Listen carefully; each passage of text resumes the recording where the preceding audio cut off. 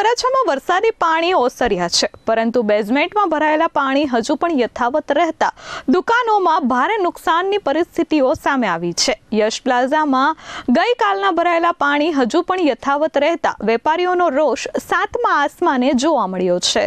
સુરતમાં અવિરત વરસાદને પગલે સુરતમાં ભારે વરસાદ બાદ ઠેર ઠેર વિસ્તારોમાં પાણી ભરાવાના દ્રશ્યો સામે આવ્યા હતા। અમુક વિસ્તારોમાં પાણી ઉતરી ગયા છે, પરંતુ હજુ પણ બેઝમેન્ટમાં ભરાયેલા પાણી યથાવત જોવા મળી રહ્યા છે। સુરતના વરાછા વિસ્તારમાં મોટાભાગના બેઝમેન્ટમાં પાણી ભરાયેલા છે, જેના કારણે ત્યાં દુકાનદારોમાં ભારે રોષ જોવા મળી રહ્યો છે। દુકાનદારો કહી રહ્યા છે કે આ અધિકારીઓ અને ભ્રષ્ટ અધિકારીઓના પાપનો ભોગ અમે બનીએ છીએ।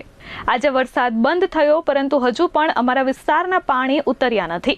વેપારીઓએ રોષ સાથે કહ્યું કે આ પાણીના પાપીઓને સ્ટીલના કીડા પડશે। વહેલી તકે આવા ભ્રષ્ટાચારીઓ મરી જાય તે માટે વેપારીઓ પ્રાર્થના કરી રહ્યા છે। સુરતના વરાછા વિસ્તારમાં આવેલા યશ પ્લાઝામાં પાણી ભરાયા હતા। તમામ દુકાનો પાણીમાં ગરકાવ થઈ ગઈ હતી। બાજુમાં સિટકો કંપની દ્વારા બ્રિજ નિર્માણ કરવામાં આવી રહ્યો છે। ગટર લાઇનમાં ભંગાણ, ડ્રેનેજનું પાણી, આ બધું જ અહીં બેઝમેન્ટમાં એકઠું થયું હતું। જમીનમાં વરસાદી પાણી ન ઉતર્યા અને ડ્રેનેજના ગંદા પાણી દુકાનોની અંદર ભરાઈ ગયા છે, જેથી ખૂબ મોટી હાલાકી છે। દુકાનદારોએ પાલિકા તંત્ર સામે ભારોભાર રોષ ઠાલવ્યો હતો।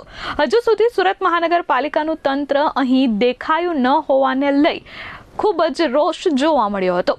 દુકાનદારોએ મેયર, કમિશનર, મુખ્યમંત્રી સહિતના તમામ લોકો વિરુદ્ધ નારા લગાવ્યા હતા। મારું નામ ગઢિયા મહેશ છે। હું વરાછા રોડ યશ પ્લાઝા કોમ્પ્લેક્સમાં એક નાનો વેપારી છું।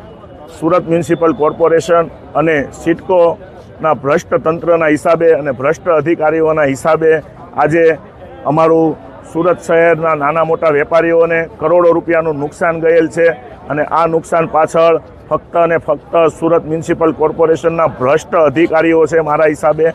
અને મારી સુરત શહેરના તમામ વેપારીઓ અને એમના પરિવારોને નમ્ર અરજ છે કે તમે લોકો આ ભ્રષ્ટ અધિકારીઓ અને એમના પરિવારોને સ્ટીલના કીડા પડે એવી દિલથી મહાદેવને પ્રાર્થના કરજો, જેથી કરીને એ લોકો ઝડપથી મરી જાય અને ભવિષ્યમાં એમના હિસાબે, એ ભ્રષ્ટ અધિકારીઓના હિસાબે સુરત શહેરના કોઈ લોકો હેરાન ના થાય।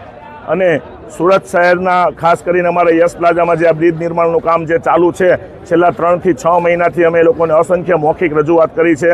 એ ભ્રષ્ટ અધિકારીઓ અહીંયા આવે પણ અમે ઉગ્ર રજૂઆત કરીએ તો એ લોકો વરાછા પોલીસને બોલાવી લેતા હતા, અને પછી અમને લોકોને વાતોમાં લઈને કે અમે કરી દેશું, આમ છે, એસએમસી સિટકોને કહે, સિટકો એસએમસીને કરે।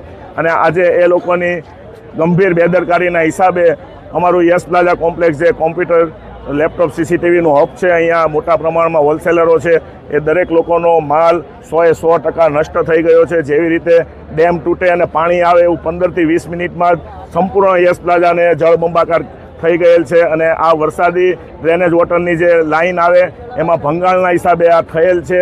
બાકી સુરતની અંદર અને અમારા યશ પ્લાઝામાં કદાચ 1 કલાકની અંદર 20 ઇંચ વરસાદ આવે તો પણ પાણી ન આવે, તો વરસાદી ગટર લાઈન આ લોકોએ ચાલુ રાખી હોતે તો આ બ્રિજના નિર્માણના હિસાબે એ ગટરો આજે પણ તમે અહીંયા જોઈ શકો છો સીલ કરેલી છે, કારણ કે અંદરથી ભંગાણ થઈ ગયેલ છે। Bureau report S24 news, Surat.